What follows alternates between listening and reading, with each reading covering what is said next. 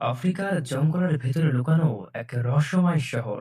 আর সেখানে আছে মহামূল্যবান গুপ্তধনের ভান্ডার। বলা হয় যারা একবার সেই শহরে প্রবেশ করে তাদের পরিণতি হয় মৃত্যু। কিন্তু একদল লোক সেই লুকানো শহর আর মহামূল্যবান গুপ্তধনের খোঁজে চলে যায় সেই জঙ্গলে।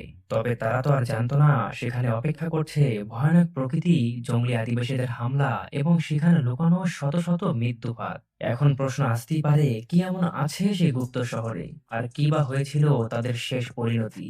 তারা কি পেরেছিল সেই জঙ্গলের বিপদগুলো মোকাবেলা করতে? চলুন ভিডিওতে একটি লাইক দিয়ে সবাই মিলে হারিয়ে যায় কঙ্গুর সেই ভয়ানক জঙ্গলে।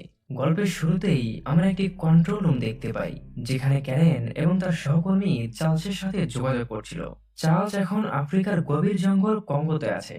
সেখানে গিয়েছিল একটি রহস্য খুঁজে বের করতে। আসলে চার্লস ও তার টিম খুঁজছে একটি বিশেষ ধরনের ডায়মন্ড, যার নাম হলো অ্যালিভিয়া। বলা হয় এই ডায়মন্ডের শক্তি এতটাই যে এর মাধ্যমে পৃথিবীর ইতিহাস বদলে যেতে পারে এবং এর পাশাপাশি আরো অনেক ভয়ানক কাজ করা যাবে। কিন্তু চিন্তার বিষয় হলো এই শক্তি যদি ভুল মানুষের হাতে চলে যায় তাহলে পুরো পৃথিবী ধ্বংস হয়ে যেতে পারে। এরপর অনেক খোঁজার পরে অবশেষে চার্লস ব্লু ডায়মন্ডের কিছু অংশ খুঁজে পায় আর এটিকে লেজার বন্দুকের ভেতরে প্রবেশ করায়। এরপর তার মাধ্যমে ক্যারেনকে একটি ডেমো দেখায়। ক্যারেন তার এই চমৎকার দেখে অবাক হয়ে যায়, কারণ এই ডায়মন্ড এতটাই শক্তিশালী ছিল যে লেজার রশ্মির মাধ্যমে পৃথিবী থেকে চাঁদের উপর গর্ত তৈরি হয়ে যাবে। ক্যারেন যখন চার্লসের সঠিক লোকেশন খুঁজে বের করার চেষ্টা করছিল, ঠিক সেই মুহূর্তে কিছু সমস্যার কারণে হঠাৎ করে চার্লসের সাথে তাদের যোগাযোগ বন্ধ হয়ে যায়। এরপর আমরা দেখতে পাচ্ছিলাম চার্লসের এক বন্ধু তাকে বলে, আমার মনে হয় আমি ডায়মন্ডের আসল জায়গার সন্ধান পেয়েছি। এই কথা বলার পর সে চার্লসকে নিয়ে একটি রহস্যময় লেকের সামনে আসে, যার নিচে দিয়ে একটি গোপন সুড়ঙ্গ চলে গেছে। চার্লস এবং তার বন্ধু লেকের নিচ দিয়ে সেই সুড়ঙ্গে পেরিয়ে চলে যায় অপর প্রান্তে। কিন্তু সেখানে যা তারা দেখে তাতে তারা পুরোপুরি হতবাক হয়ে যায়। চার্লস মূলত এখানে এসেছিল ডায়মন্ড খুঁজতে, কিন্তু সে আবিষ্কার করে ফেলেছে এক প্রাচীন শহর। হয়তো এই শহরের মধ্যেই কোথাও লুকিয়ে রয়েছে সেই বিশেষ ব্লু ডায়মন্ড যা এতদিন তারা খুঁজছিল। সবাই তখন অনেক খুশি হয়, কিন্তু তাদের এই আনন্দ বেশিক্ষণ হয়তো থাকবে না। হঠাৎ করেই জঙ্গলের অন্ধকার থেকে বেরিয়ে আসে অজানা কিছু প্রাণী। এরপর চার্লস এবং তার দলের উপর থেকে ভয়ানকভাবে আক্রমণ করে। সিন কাট হওয়ার পর আমরা দেখতে পারি ক্যারেন তখন চার্লসের সাথে যোগাযোগ করার চেষ্টা করছে। একটু পর চার্লসের ক্যামেরা কানেক্ট হয়, কিন্তু তারা যা দেখতে পারে এতে ক্যারেন খুবই ভয় পেয়ে যায়। আমরা দেখি চার্লস এবং তার টিমের সবার নিথর দেহ মাটিতে পড়ে আছে। এর মানে হয়তো তারা আর কেউ এখানে বেঁচে নেই। কিন্তু তখনই কিছু একটা হঠাৎ ক্যামেরার সামনে এসে সেটিকে পুরোপুরি নষ্ট করে দেয়। সবকিছু এত তাড়াতাড়ি ঘটে যাচ্ছিল যে ক্যারেন এবং তার দল কিছুই বুঝতে পারে না। এই ঘটনা দেখার পর ক্যারেন প্রচন্ড চিন্তায় পড়ে যায়। তার প্রিয় মানুষ চার্লস এখন কোথায়? হ্যাঁ, ঠিকই ধরেছেন, সে চার্লসকে ভালোবাসতো। এখন প্রশ্ন হলো সে কি বেঁচে আছে, আর কি বা ঘটেছিল তাদের সাথে। চলুন ভিডিওর সামনেই আমরা তা জানতে পারবো। এত কিছু ঘটে যাওয়ার পরেও তাদের বস ট্র্যাভিস এসব নিয়ে খুব একটা চিন্তিত নয়, বরং সে সব থেকে বেশি ডায়মন্ডের ব্যাপারে ভাবছিল। এতগুলো মানুষ যে মারা গেল তা নিয়ে তার কোনো মাথা ব্যথা নেই। অবশ্য এর কারণও ছিল তার মতে এই বিশেষ ব্লু ডায়মন্ড তার কোম্পানির ভবিষ্যৎ বদলে দিতে পারে। যদি এটা কোনোভাবে হারিয়ে যায় তাহলে নাকি তার রিসার্চ কোম্পানি বন্ধ হয়েও যেতে পারে। তাই ট্র্যাভিস তখন ক্যামেরনকে বলে সে যদি নিজে কঙ্গোর জঙ্গলে গিয়ে চার্লসদের সন্ধান করে তাহলে সে তার জন্য সমস্ত রকম সাহায্যের ব্যবস্থা করতে পারে। কিন্তু ক্যারেন ইতিমধ্যেই বুঝতে পেরেছে ট্রাভিসের তাকে জঙ্গলে পাঠানোর মূল উদ্দেশ্য হলো ডায়মন্ড খুঁজে বের করা। চার্লস বা তার দলের উপর তার কোনো চিন্তা নেই। তবে ক্যারেন এটা বুঝতে পারলেও সে যেতে রাজি হয়, কারণ সে তো চার্লসকে ভালোবাসে। তবে সে ট্রাভিসকে হুমকি দিয়ে বলে, যদি দেখি আমাকে শুধু ডায়মন্ডের জন্য পাঠানো হয়েছে বা আমার সাথে কোনো রকম বেইমানি করার চেষ্টা করা হয়েছে, তাহলে এমন কিছু করব যা তুমি কল্পনাও করতে পারবে না। এসব বলার পেছনে ক্যারেনের গভীর রহস্য লুকিয়ে আছে, যা আমরা ভিডিওর সামনে গিয়েই বুঝতে পারবো। এরপর ক্যারেন পুরোপুরি তৈরি হতে থাকে কঙ্গোর জঙ্গলে যাওয়ার জন্য।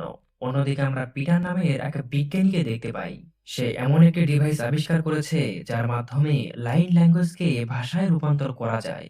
আসলে এই ডিভাইসের সাহায্যে বোবা মানুষও কথা বলতে পারবে, যা সত্যি একটি অসাধারণ আবিষ্কার।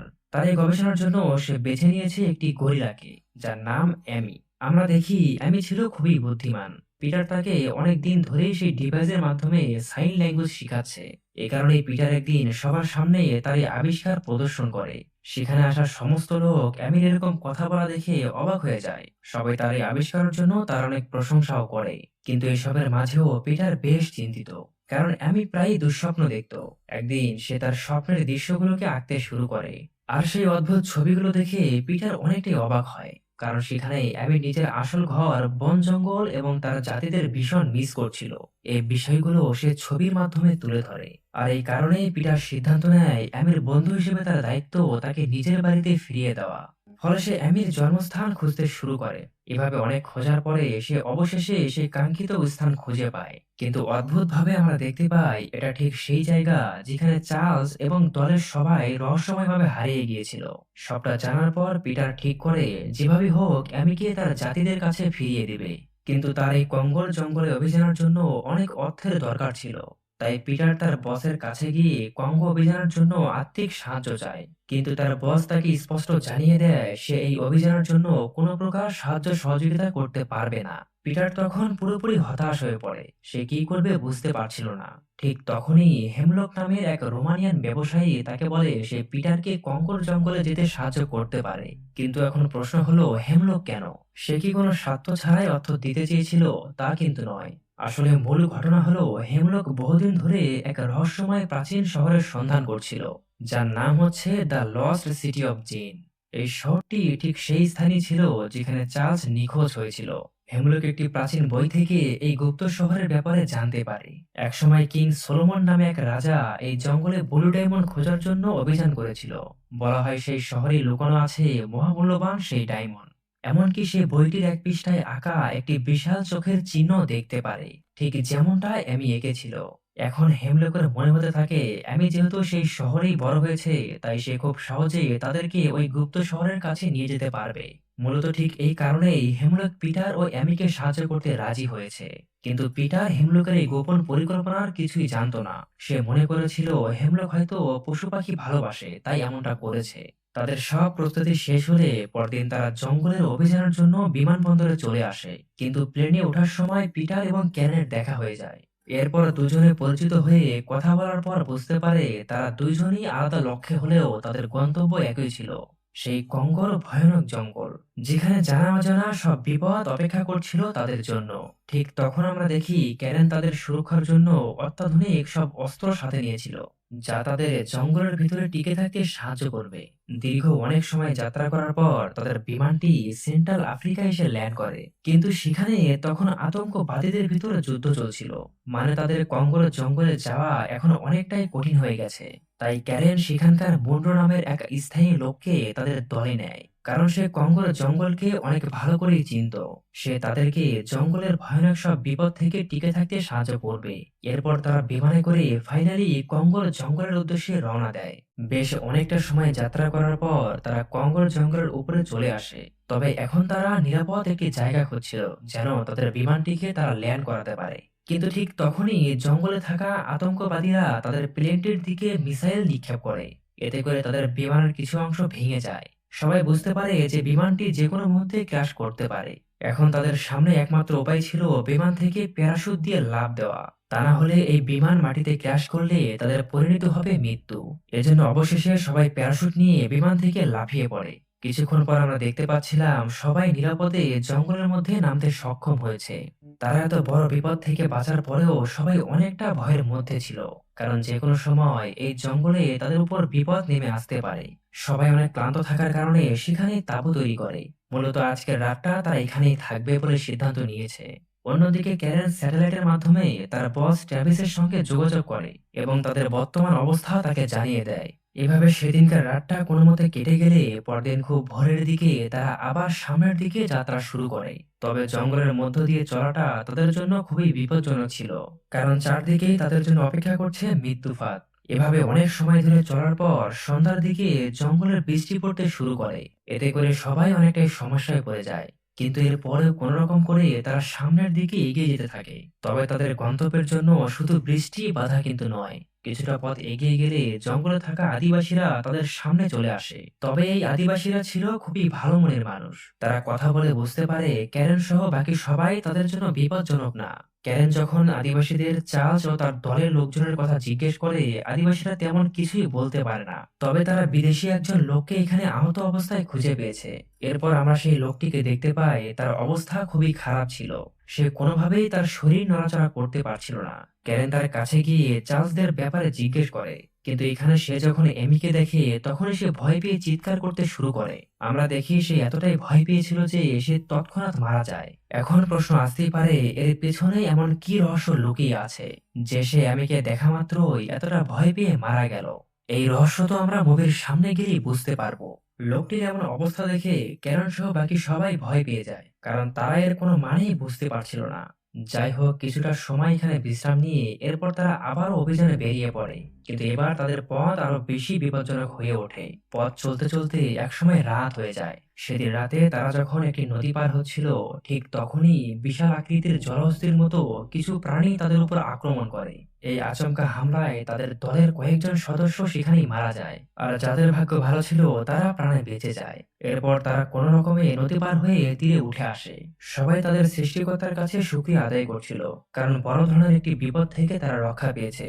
এরপর কেটে যায় অনেকটা সময়। হঠাৎ তারা আকাশের মধ্যে একটি বিমান দেখতে পায়, কিন্তু সেটিতে জঙ্গলে থাকা আতঙ্কবাদীরা হামলা করে আগুন ধরে গিয়েছিল। এরপর বিমানটি জঙ্গলের মধ্যেই ভেঙে পড়ে। তবে যাই হোক, এরপর কোনো মতে সেদিনকার রাত কেটে গিয়ে ভোর হয়ে যায়। সবাই তখন দীর্ঘ সময় পথ চলার পর এক পর্যায়ে এমন একটি রাস্তায় গিয়ে পৌঁছায় যেখানে দুই দিক থেকে দুইটা আলাদা পথ চলে গিয়েছে। তখন তারা বুঝতে পারছিল না তারা কোন দিকে যাবে। এমি তখন সামনে এগিয়ে এসে হাতের ইশারায় একটি রাস্তার দিক দেখিয়ে দেয়। এটি হয়তো সেই পথ যা সে বারবার স্বপ্নে দেখতো।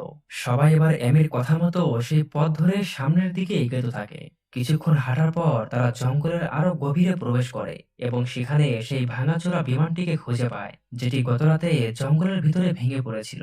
সবাই তখন বিমানটির ভিতরে ভালো করে দেখলে জানতে পারে এই প্লেনটি আসলে ট্র্যাভিস পাঠিয়েছিল, কারণ সে ক্যারেনের উপর পুরোপুরি বিশ্বাস করতে পারেনি। কিন্তু এখন সেই দলের আর কেউ বেঁচে নেই, সবাই মারা গেছে। তবে সেই বিমানের মধ্যে তারা কিছু খাবার পায়, সেগুলোর সাথে নিয়ে তারা আবারও যাত্রা শুরু করে।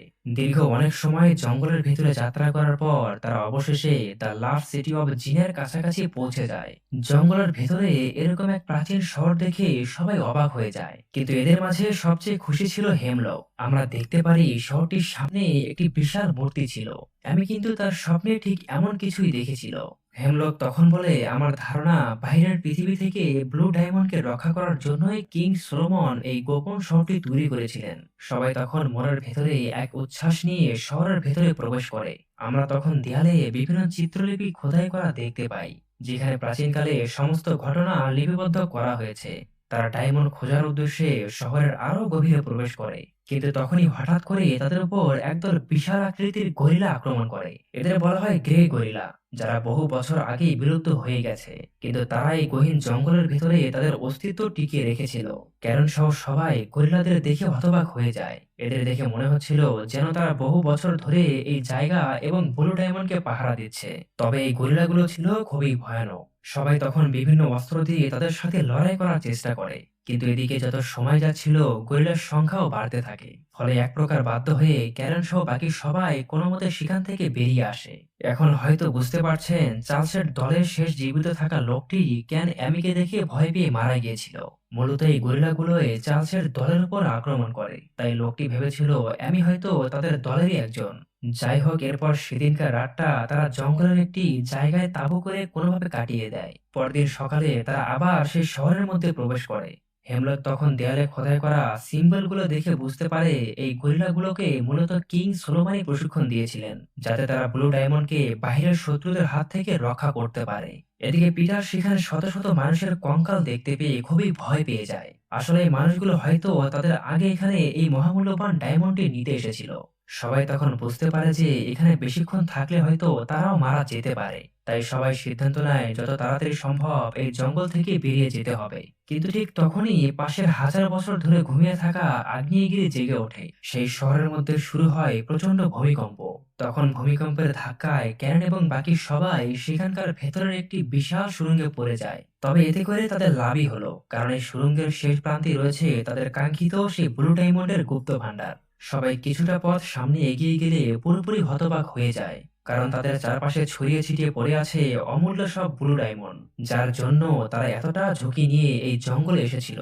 এটা দেখার পর সবাই অনেক খুশি হয়, কিন্তু তাদের এই খুশি হয়তো বেশি সময় থাকবে না, কারণ এটাই ছিল গ্রে গরিলাদের আসল বাসস্থান, যেখানে কিং সোলোমন তাদের প্রশিক্ষণ দিয়েছিলেন। এরপর দেখা যায় বিশাল এক বাহিনী নিয়ে গ্রে গরিলারা ক্যারেনদের উপর আক্রমণ করতে শুরু করে। মনরো সহ সবাই বিভিন্ন অস্ত্রের সাহায্যে গরিলাদের সাথে লড়াই করার চেষ্টা চালিয়ে যাচ্ছিল। তবে এতে করে কোনো কাজ হয়নি, কারণ গরিলারা সংখ্যায় ছিল অনেক এবং তারা ছিল খুবই হিংস্র। এক পর্যায়ে আমরা দেখি হেমলক সেই গরিলাদের হাতে বাজেভাবে মারা যায়। এদিকে ক্যারেন দেখে চার্লসের নিথর দেহ কঙ্কালগুলোর মধ্যেও পড়ে আছে। এসব দেখে সে মানসিকভাবে খুবই ভেঙে পড়ে, কারণ যার জন্য সে এত দূর পর্যন্ত এসেছিল সে ভালোবাসার মানুষটি আর বেঁচে নেই। যাই হোক, তাদের হাতে বেশি সময় ছিল না, কারণ আগ্নেয়গিরির লাভা ধীরে ধীরে এই জায়গাতে প্রবেশ করতে শুরু করেছিল। অন্যদিকে পিটারকেও কয়েকটি গরিলা চারদিক থেকে ঘিরে ফেলে। তবে যখনই তার উপর আক্রমণ করতে যাবে তখনই হঠাৎ এমি এসে গরিলাদের সাথে লড়াই করে এবং তাকে বাঁচিয়ে নেয়। এরপর দেখা যায় ক্যারেন, মুনরো, পিটার এবং অ্যামি কোনো রকমে এসে ভয়ঙ্কর শহর থেকে বেরিয়ে আসে। ঠিক সেই মধ্যেই শহরের মধ্যে আগ্নেয়গিরির লাভা স্রোত প্রবেশ করে। এরপর সেই ব্লু ডায়মন্ডের ভান্ডারও গেরিলাদের পুরোপুরি ধ্বংস করে দেয়। এভাবেই চিরতরে হারিয়ে যায় লস্ট সিটি অফ জিন।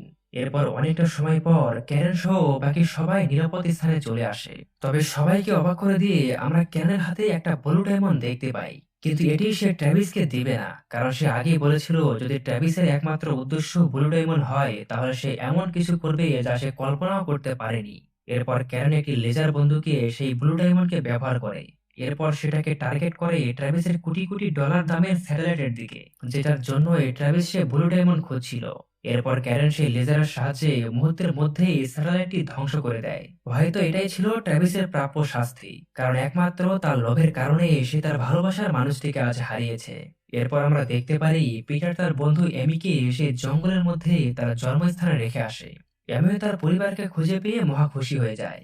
অবশেষে ক্যারেন, মুনরো ও পিটার একটি এয়ার বেলুনে করে কাছাকাছি কোনো